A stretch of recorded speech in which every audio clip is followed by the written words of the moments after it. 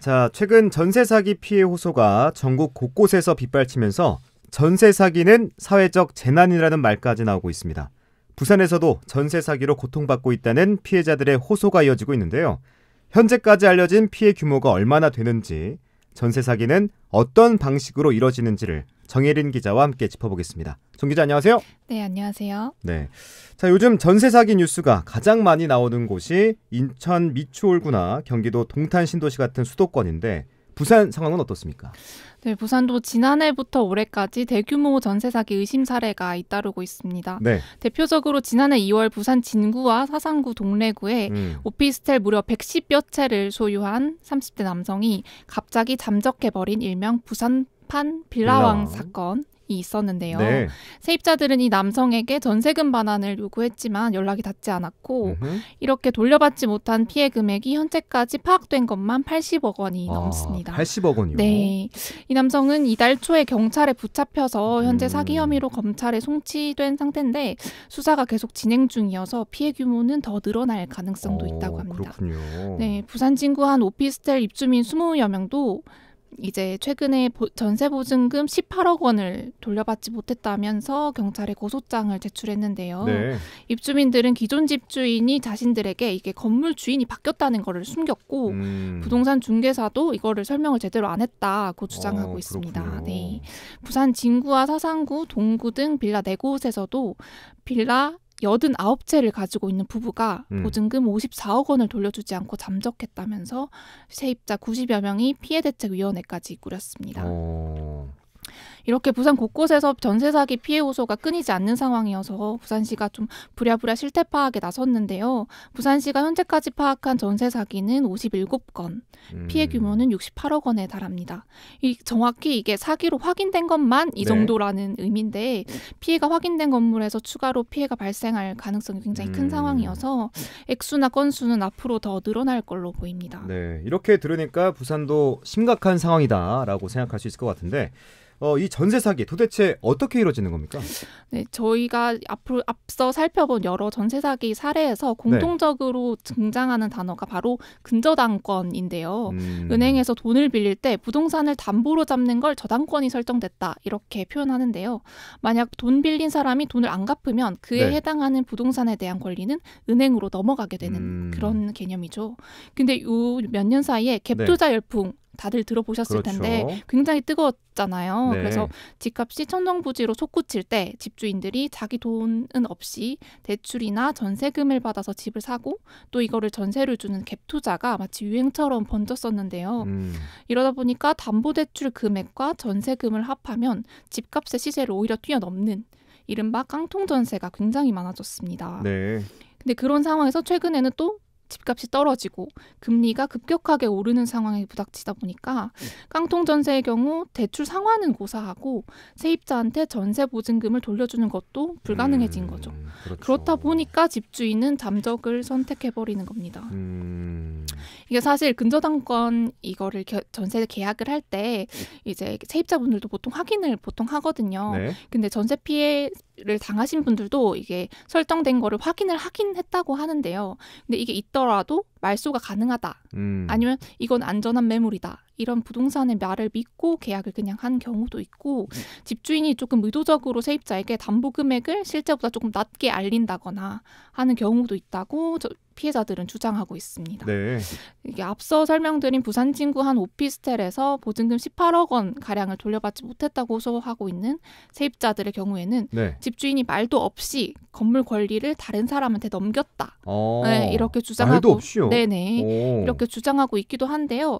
근데 이런 경우는 새로운 주인이 건물을 담보로 대출을 받았는데 만약 그 대출금을 못 갚아서 건물이 경매에 넘어가 버리면 기존 세입자들이 그걸 피해를 고스란히 받게 되는 그런 상황이 벌어지기도 합니다. 이 오피스텔 세입자들은 기존 집 주인과 부동산 중개사가 소유주 변경을 의도적으로 속였다. 이렇게 주장하고 있어서 경찰이 관련자를 사기 혐의로 수사하고 있는 상태입니다. 의도적으로 담보금을 실제보다 작게 알리기도 하고 집값이 떨어지면서 보증금을 돌려주지 못하는 경우도 있다는 건데 그렇다면 이 전세 사기가 지금 유독 피해가 큰 이유는 뭡니까? 부산의 경우에는 피해 건물이 대부분 오피스텔이나 원룸이었는데요. 네. 그렇다 보니까 피해자 상당수가 20, 30대. 아, 청년들이군요. 네, 사회 초년생과 신혼부부인 걸로 알려졌습니다. 사실 청년들한테 1억이면 정말 큰 돈이잖아요. 정말 크죠. 네, 이렇게 큰 돈, 목돈을 전세에 다 넣기가 어려우니까 전세 대출을 받은 경우도 상당히 많은데요. 네. 그런데 대출받은 전세 보증금을 갑자기 돌려받지 못하는 상황이 되니까 정말 하루아침에 빚더미에 앉게 됐다는 표현이 과하지 않을 것 같습니다. 네. 피해자들은 감당해야 할 빚이랑 이자만 남은 데다가 집이 만약에 경매로 넘어가면 그 집에서부터 나와야 되니까 말 그대로 엎친 데 덮친 격이죠. 그렇겠네요. 네. 이게 청년들 같은 경우에는 사회 경험도 부족하고 부동산 계약도 사실 많이 안 해본 경우가 많잖아요. 그렇죠. 그렇다 보니까 전세 보증 보험이나 뭐 전세권 설정 같은 권리 보호 장치를 제대로 챙기지 못한 경우가 상당수입니다.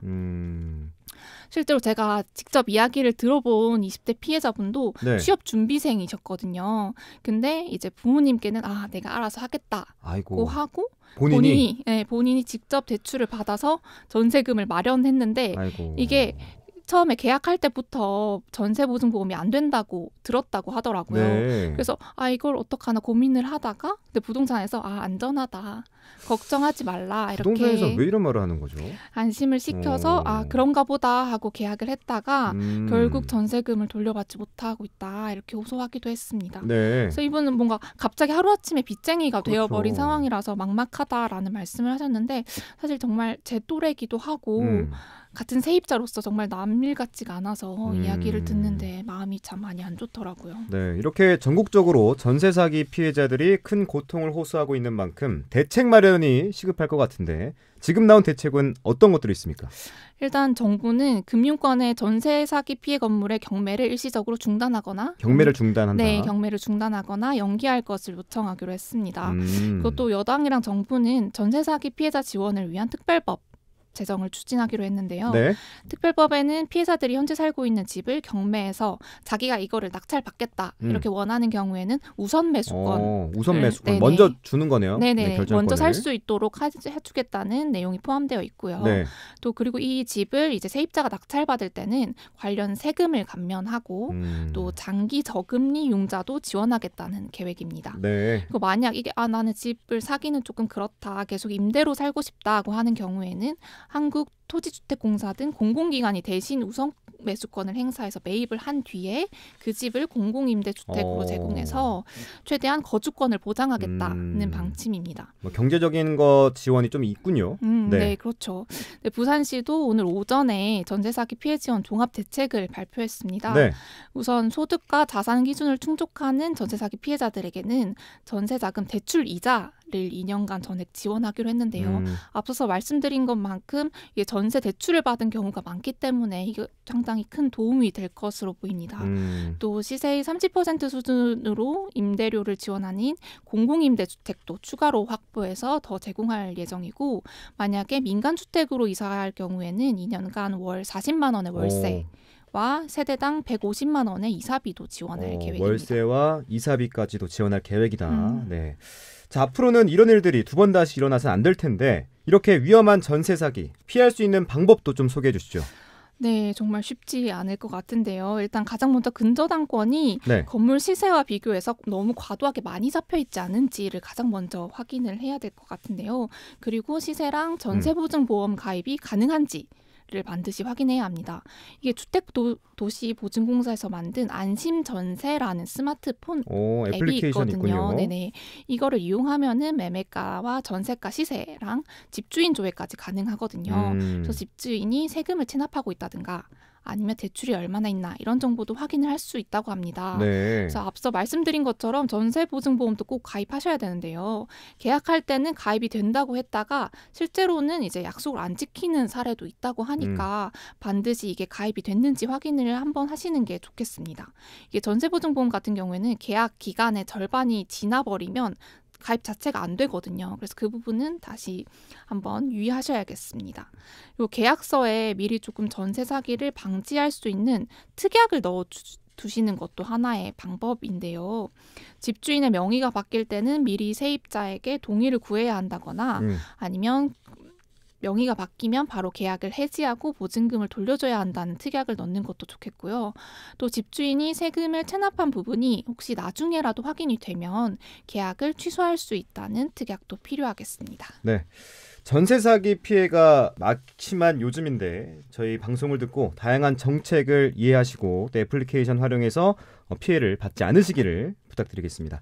자, 지금까지 부산 CBS 정혜린 기자와 함께했습니다. 정 기자 고생하셨습니다. 네, 감사합니다.